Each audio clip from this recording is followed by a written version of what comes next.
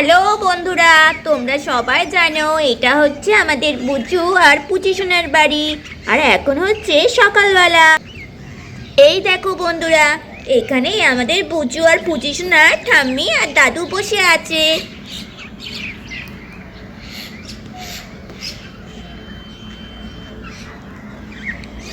বড় বৌমা, ছোট বৌমা সব কি নাক ডেকে ঘুমাচ্ছে নাকি?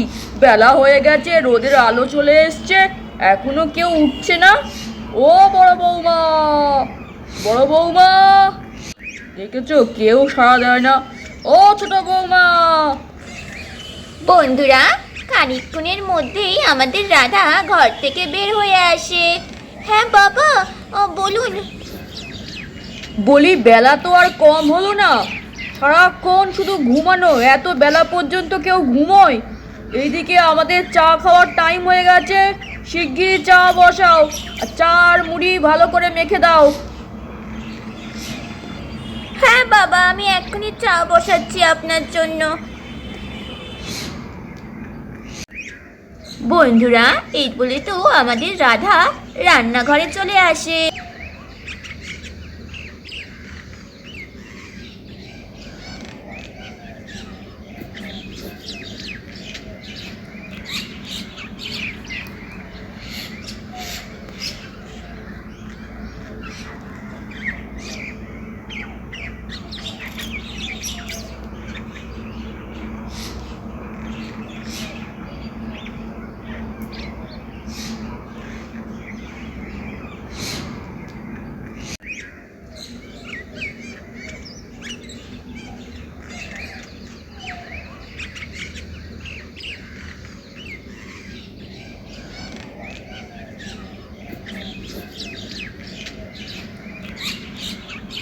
ও বৌমা, চায়ে চিনিটা একটু বেশি করে দিও। হ্যাঁ রে, দেখো দিনি, তোমার তো সুগার আছে, তুমি চায়ে চিনি বেশি দিতে বলছো কেন? ওইসব সুগার টুগার আমি মানি না। হাই হাই, এইবার আমি কি করব? চায়ে চিনি দেবো নাকি দেবো না? না দিলে তো বাবা রেগে যাবে, আবার দিলে বাবার শরীর খারাপ করবে। বাবা, ডাক্তার তো আপনাকে মিষ্টি খেতে বারণ করেছে, চায়ে চিনি দিলে তো আপনার সুগার বেড়ে যাবে। ওইসব আমি মানি না, তোমাকে যা বলছি তাই করো। কি করব এখন তাহলে? আমাকে ক্ষমা করবেন বাবা, আমি আপনাকে অনেক ভালোবাসি, তাই জেনে বুঝে আপনার ক্ষতি আমি করতে পারবো না। আমাকে ক্ষমা করবেন, চায়ে আমি চিনি দিতে পারবো না। কি বলছো বৌমা, তোমার এত বড় সাহস? আরে ঝামেলা করো না, কিছু বোঝার চেষ্টা করো। আমার ভালো না তোমাদেরকে কাউকে দেখতে হবে না, বুঝলে? কাল থেকে আমি নিজের চা নিজে বানিয়ে খাবো, আজই শেষ। হ্যাঁ হ্যাঁ, যাক বাবা, আজকের মতো বেঁচে গেলাম। হ্যাঁ, শ্বশুর মশাই যা করে, হ্যাঁ, নিজের জলটুকু পর্যন্ত খায় না, আবার চা বানাবে। হ্যাঁ, রোজ আমি এইভাবেই চা করবো।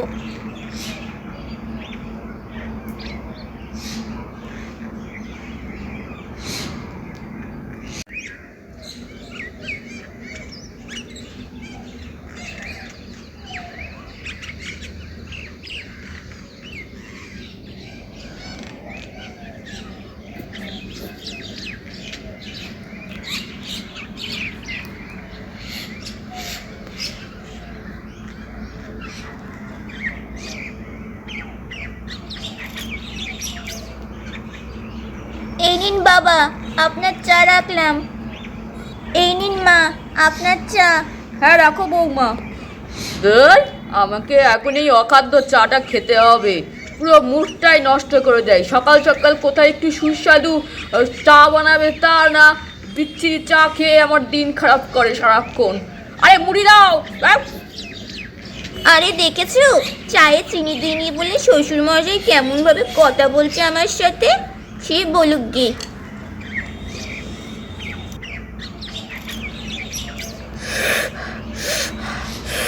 ইস, একেবারে জঘন্য চা, এই সময় আবার ধুতির মধ্যে পড়ে গেল গো।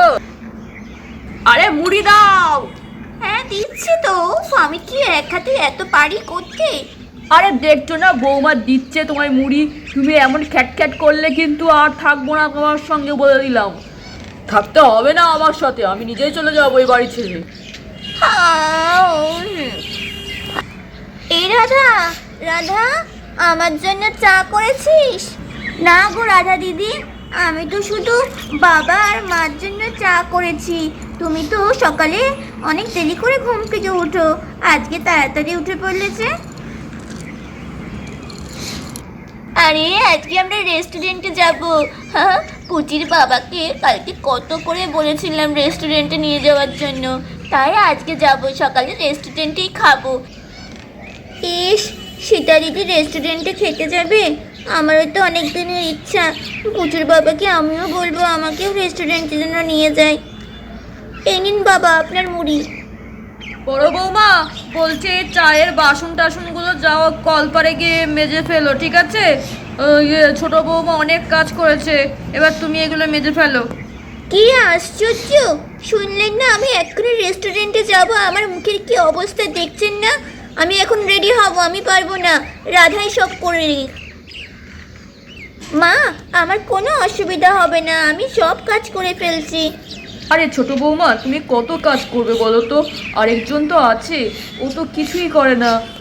মা, আমার কোনো অসুবিধা হয় না কাজ করতে। বন্ধুরা, এই বলে তো আমাদের রাধা চায়ের কাপ, প্লেট, বাটি সব নিয়ে যায় বাঁচবে বলে। আহা লা লা লা। আরে সীতা দিদি, তুমি মুখে এটা কি মেখেছো? ফেস ওয়াশ মেখেছি, খুব দামি ফেস ওয়াশ। এই ফেস ওয়াশটা মুখে 5 মিনিট লাগিয়ে রাখলেই মুখ পুরো ফর্সা হয়ে ঝকঝক করে। ও মা, তাই নাকি? আমাকে দেবে মাখতে?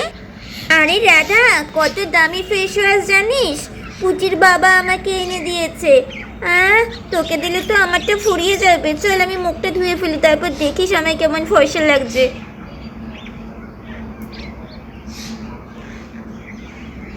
বন্ধুরা, আমাদের রাধার তো খুব ইচ্ছা করে ফেস ওয়াশটি ইউজ করার।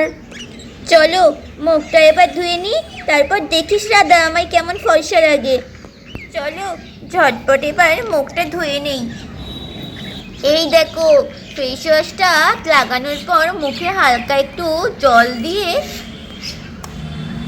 ভালো করে ডলতে হবে। এই যে এরকম করে করে ডলতে হবে ভালো করে, তাহলে দেখবে মুখটা কেমন পরিষ্কার হয়ে যায়। আরে কত সুন্দর ফর্সা ফর্সা লাগছে। আরে দেখ না রাধা, আগে ভালো করে আরো ডলি, দেখিস কেমন ফর্সা হয়ে গেছি আমি। তুই দেখে পুরো অবাক হয়ে যাবি। চলো দেখো শুধু।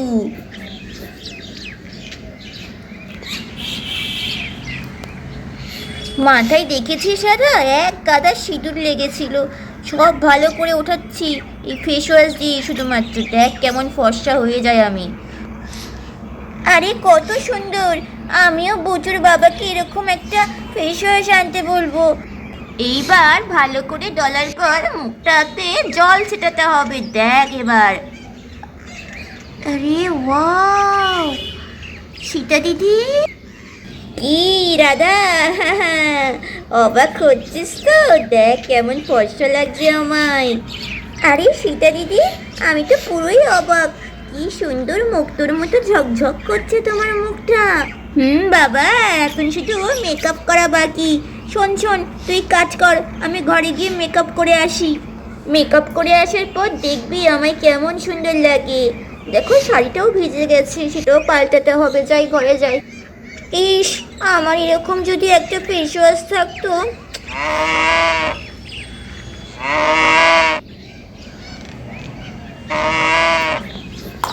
আরে আমার মালতীর আবার কি হলো? ওর কি পটি পেয়েছে? ও তো আবার যেখানে সেখানে পটি করতে পারে না, মাঠে ছাড়া ওর পটি হয় না। কি করি এখন? বুজুর বাবাও তো এখনো ঘুমাচ্ছে। আইডিয়া, একটা কাজ করলে হয় না, ওকে বরঞ্চ আমি আমাদের পায়খানায় নিয়ে গিয়ে পটি করাই।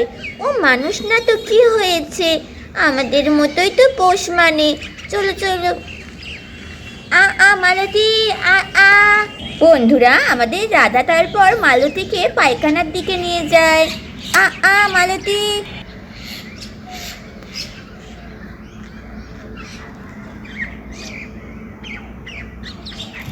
শোন মালতী, আজ থেকে এটাই তোর হাগু করার জায়গা। যা যা, একদিন কষ্ট হবে, দুদিন কষ্ট হবে, তারপর আর কষ্ট হবে না। যা, চল তোকে বসিয়ে দিই আমি।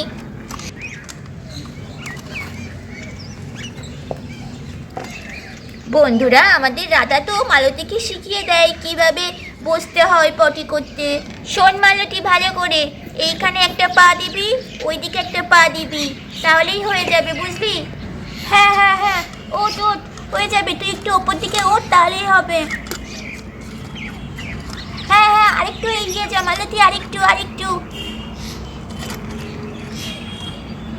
এই তো, সাব্বাস মালতী। বন্ধুরা মালতী পেরেছে দেখি আমাদের রাধা তো খুব খুশি হয়ে যায়। এই কি মজা, এবার থেকে আর মাঠে যেতে হবে না, মালতী এখানেই হাগু করবে। না মালতী শোনা, এইবার মন দিয়ে হাগু করা শুরু করো। তাহলে বন্ধুরা আমাদের আজকের এই পর্বটা তোমাদের কেমন লাগলো অবশ্যই কমেন্ট করে জানিও। ভালো লাগলে এক্ষুনি লাইক করো, তোমার বন্ধুদের সঙ্গে শেয়ার করো। নেক্সট বার দেখতে আমাদের চ্যানেলটাকে এক্ষুনি সাবস্ক্রাইব করে দাও। Bye bye, love you all.